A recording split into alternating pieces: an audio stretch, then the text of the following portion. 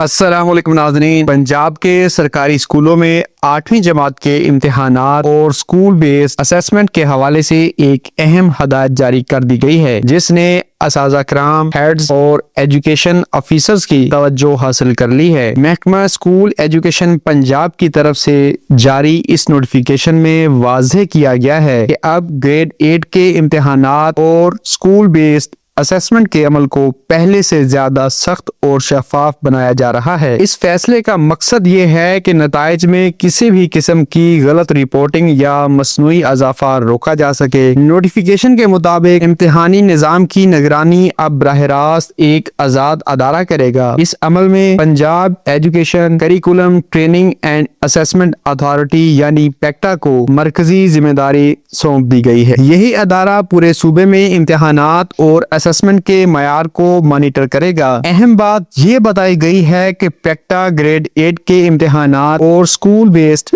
Assessment کے نظام میں مکمل طور پر آزادانہ کردار ادا کرے گا۔ اس عمل میں سرکاری اسکولوں کے ساتھ ساتھ وہ ادارے بھی شامل ہوں گے جو پیف اور پیما کے تحت آتے ہیں۔ امتحانات کے نظام کو خفیہ اور منظم رکھنے کی ذمہ داری بھی اسی ادارے کے پاس ہوگی۔ اس کے علاوہ ایک خاص مرحلہ ایسا بھی رکھا گیا ہے جس میں اسکولوں میں لیے گئے اسیسمنٹ پیپرز کی تصدیق کی جائے گی۔ اس مقصد کے لیے پورے پنجاب سے 25% ایس بی اے پیپرز کا انتخاب کیا جائے گا۔ یہ پیپرز آزاد ٹیسٹنگ سسٹم کے ذریعے دوبارہ جانچے جائیں گے۔ اس طریقہ کار کا مقصد یہ دیکھنا ہے کہ اسکولوں میں دیے گئے نمبر حقیقی کارکردگی کے مطابق ہیں یا نہیں۔ نوٹیفیکیشن میں اسکول سربراہ کے لیے بھی واضح ہدایات دی گئی ہیں تاکہ اس عمل میں شفافیت برقرار رکھی جا سکے۔ اسکولوں میں چیک کیے گئے تمام اسیسمنٹ پیپرز محفوظ رکھنا ضروری قرار دیا گیا ہے تاکہ ضرورت پڑنے پر پیکٹا کو فراہم کیے جا سکیں۔ اسی کے ساتھ ضلعی سطح پر چیف ایگزیکٹو آفیسرز اور دیگر متعلقہ افسران کے ساتھ رابطے کا ایک باقاعدہ طریقہ کار بھی تیار کیا جائے گا۔ اس نظام کے ذریعے امتحانات اور اسیسمنٹ کی نگرانی بہتر انداز میں کی جائے گی۔ اگر کسی اسکول کی طرف سے جان بوجھ کر نتائج بڑھانے یا غلط چیکنگ کا معاملہ سامنے آیا تو ذمہ داری براہ راست اسکول ہیڈ پر عائد ہوگی۔ ایسے کیسز میں قانونی کارروائی بھی شامل کی جا سکتی ہے۔ اس لیے اساتذہ کرام اور اسکول انتظامیہ کے لیے احتیاط بہت ضروری قرار دی گئی ہے۔ ایک اور اہم نکتہ یہ بھی بتایا گیا ہے کہ حقیقی اور درست نتائج دینے والے اسکولوں کو سراہا جائے گا، چاہے طلبہ کی کارکردگی کا تناسب